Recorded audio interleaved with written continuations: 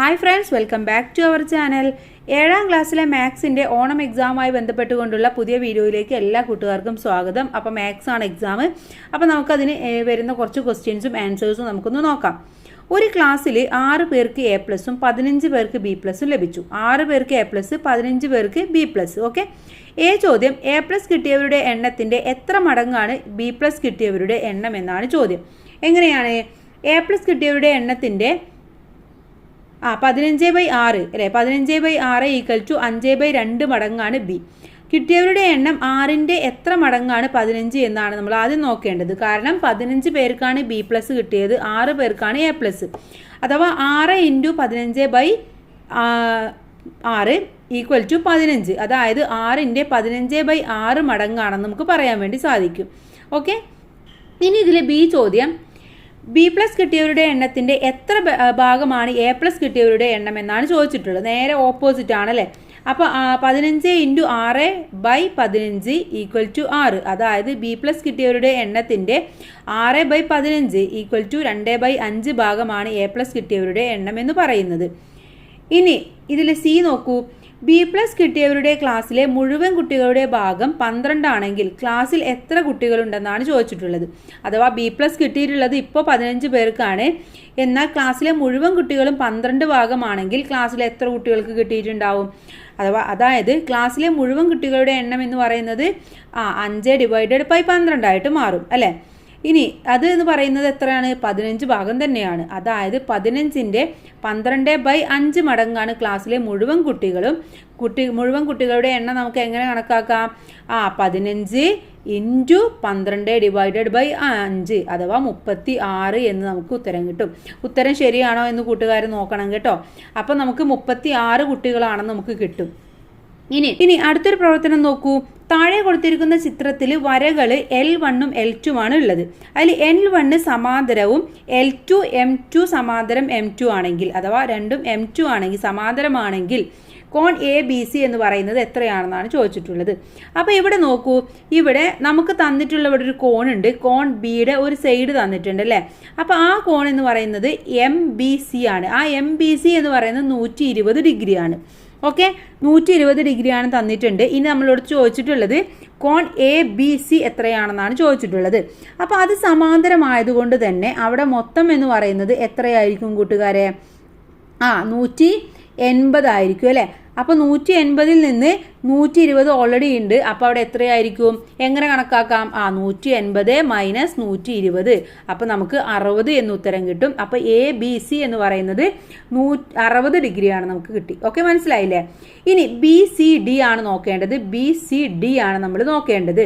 അതെത്രയായിരിക്കും? BCD എന്ന് പറയുന്നത് നമുക്കറിയാം L2 എന്ന് പറയുന്നത് സമാന്തരമാണ്. M2ന് സമാന്തരമായതുകൊണ്ട് ഇത് രണ്ടും ഒരേപോലെ ആയിരിക്കും. അതുകൊണ്ട് BCD എന്ന് പറയുന്നത് 120 ഡിഗ്രി. ഓക്കെ, കറക്റ്റ് അല്ലേ? 120 ഡിഗ്രി. ഇനി കോൺ ABC + DAB എത്രയാണെന്നാണ് ചോദിച്ചിട്ടുള്ളത്. എത്രയാണ്?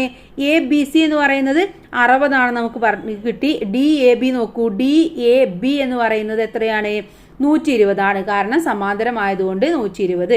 അപ്പോൾ 120 + 60 എന്ന് പറയുന്നത് 180. Correct answer. ഓക്കെ. അപ്പോൾ ഇവിടെ കോൺ ABC എന്ന് പറയുന്നത് 60 ഡിഗ്രി, കോൺ BCD എന്ന് പറയുന്നത് 120 ഡിഗ്രി, കോൺ ABC + DAB എന്ന് പറയുന്നത് 180 ഡിഗ്രി. ഓക്കെ. ഇനി അടുത്ത ഇത് നോക്കൂ. വശങ്ങളുടെ അളവുകൾ 6 സെൻറ്റിമീറ്റർ, 8 സെൻറ്റിമീറ്റർ, 9 സെൻറ്റിമീറ്റർ. ഓക്കെ. ഇവിടെ ഒരു വശം 5 സെൻറ്റിമീറ്റർ, 2 കോണുകൾ 60 ഡിഗ്രി, 70 ഡിഗ്രി. 2 വശങ്ങൾ 7 സെൻറ്റിമീറ്റർ, 6 സെൻറ്റിമീറ്റർ. അവ നിർണ്ണയിക്കുന്ന ഒരു കോണ് 70 ഡിഗ്രി. അപ്പോൾ ഇതൊക്കെ തന്നുകൊണ്ട് നിങ്ങളുടെ അടുത്ത് വരക്കാനാണ് പറഞ്ഞിട്ടുള്ളത്. ആദ്യം 9 സെൻറ്റിമീറ്റർ നീളത്തിൽ ഒരു വര വരക്കുക. ഓക്കെ, താഴെ നോക്കൂ. 9 സെൻറ്റിമീറ്ററിൽ ഒരു വര വരക്കുക. എന്നിട്ട് അതിന് ശേഷമോ ഈ വരയുടെ അറ്റങ്ങളിൽ നിന്ന് 6 സെൻറ്റിമീറ്റർ വരക്കുക. ഓക്കെ, 6 സെൻറ്റിമീറ്റർ വരക്കുക, 8 സെൻറ്റിമീറ്ററും വരക്കുക. ഓക്കെ. അപ്പോൾ നമുക്ക് രണ്ടും കൂടി കൂട്ടുമുട്ടുന്ന അവിടെ നമുക്കൊരു ചാപം കിട്ടും അല്ലേ. ആ ചാപങ്ങളും നമ്മൾ വരക്കുക.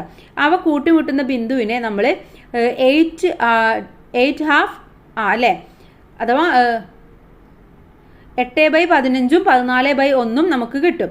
ഇതിൻ്റെ മൂലകളാക്കിയിട്ട് നമുക്ക് ഒരു ത്രികോണം നിർമ്മിക്കാം. ആ ത്രികോണം ഇങ്ങനെയായിരിക്കും. ആദ്യം 9 സെൻറ്റിമീറ്റർ വരയ്ക്കുക, പിന്നെ 6 സെൻറ്റിമീറ്ററും 8 സെൻറ്റിമീറ്ററും വരയ്ക്കുക. ആ കിട്ടുന്ന ചാപം നമ്മൾ കൂട്ടി യോജിപ്പിക്കുക. എന്നിട്ടോ ആദ്യം 15 സെൻറ്റിമീറ്റർ നീളത്തിൽ ഒരു വര വരയ്ക്കുക. അടുത്ത് നോക്കൂ, 5 സെൻറ്റിമീറ്ററിൽ ഒരു വര വരയ്ക്കുക. അതിനുശേഷം അതിൻ്റെ രണ്ടറ്റത്ത് 60 ഡിഗ്രി വെച്ചിട്ട് പ്രൊട്രാക്ടർ വെച്ചിട്ട് 60 ഡിഗ്രി എടുക്കുക. എന്നിട്ട് വരയ്ക്കുക. അപ്പുറത്തെ സൈഡിൽ 70 ഡിഗ്രി വരയ്ക്കുക. അവ കിട്ടുന്ന ബിന്ദു രേഖപ്പെടുത്തുക. 2 മൂലകളാക്കിയിട്ട് വരയ്ക്കുക. അപ്പോൾ ഇത്തരത്തിലുള്ള വരക്കാനുള്ള ക്വസ്റ്റ്യൻ ഉണ്ടായിരിക്കും. അപ്പോൾ ആദ്യം നമ്മൾ ഇത് വരയ്ക്കുക. എന്നിട്ട് എന്താണോ സെൻറ്റിമീറ്റർ എടുത്ത് വരക്കാനാണോ പറഞ്ഞിട്ടുള്ളത് എന്നുണ്ടെങ്കിൽ സെൻറ്റിമീറ്റർ എടുത്ത് വരയ്ക്കുക. അതല്ല പ്രൊട്രാക്ടർ ഉപയോഗിച്ച് വരക്കാനാണോ പറഞ്ഞത് എങ്കിൽ ഡിഗ്രി വരക്കാനാണെങ്കിൽ അതുപോലെ വരയ്ക്കുക. 2 കൂട്ടിമുട്ടുന്ന ബിന്ദു തമ്മിൽ യോജിപ്പിക്കുക. അപ്പോൾ നമുക്കൊരു ത്രികോണം കിട്ടും. ഓക്കെ, അടുത്തത് 7 സെൻറ്റിമീറ്റർ നീളമുള്ള പാദം വരയ്ക്കുക. അപ്പോൾ ആദ്യം നമ്മൾ 7 സെൻറ്റിമീറ്റർ താഴെ വരക്കണം. അത് കഴിഞ്ഞിട്ട് അതിൻ്റെ ഒരറ്റത്ത് 70 ഡിഗ്രി. ഓക്കെ, അപ്പോൾ ഈ അറ്റത്ത് നമ്മൾ പ്രൊട്രാക്ടർ വെച്ച് 70 ഡിഗ്രി എടുക്കുക. എന്നിട്ട് അത് വരയ്ക്കുക. അതിനുശേഷം എന്ത് ചെയ്യണം? ആ വരക്കുന്നത് 60 സെൻറ്റിമീറ്റർ അകലത്തിൽ കുത്തിട്ടിട്ട് അത് യോജിപ്പിക്കുക. കാരണം ഇവിടെ നിന്ന് 70 ഡിഗ്രി വരയ്ക്കുക. നമുക്ക് വരച്ച് കാണിക്കാനുള്ള ബുദ്ധിമുട്ട് കൊണ്ടാണ് 70 ഡിഗ്രി എടുത്ത് വരയ്ക്കുക. എന്നിട്ട് ഇവിടെ നിന്നും നമ്മൾ എത്രയാണോ വരയ്ക്കേണ്ടത് 6 സെൻറ്റിമീറ്റർ അകലെയാണ് വരയ്ക്കേണ്ടത്. അപ്പോൾ 6 സെൻറ്റിമീറ്ററിൻ്റെ പോയിന്റ് അടയാളപ്പെടുത്തുക. അതിനുശേഷം ഈ അറ്റത്ത് നിന്ന് നിങ്ങൾ അങ്ങോട്ട് വരയ്ക്കുക. അപ്പോൾ നമുക്ക് ഇതേപോലെ ഒരു ത്രികോണം കിട്ടും. ഓക്കെ, അപ്പോൾ ഇത്തരത്തിൽ വരക്കാനുള്ളത് വളരെ ശ്രദ്ധയോടുകൂടി കൂട്ടുകാർ വരയ്ക്കുക. തെറ്റിക്കാൻ പാടില്ല. വളരെ ഈസി ആയിട്ട് മാർക്ക് സ്കോർ ചെയ്യുക. ഇത്രയുമാണ് നമ്മൾ ഈ വീഡിയോയിലൂടെ നോക്കുന്നത്. അപ്പോൾ എല്ലാ കൂട്ടുകാരും നന്നായിട്ട് എക്സാം എഴുതുക. All the best. Thank you.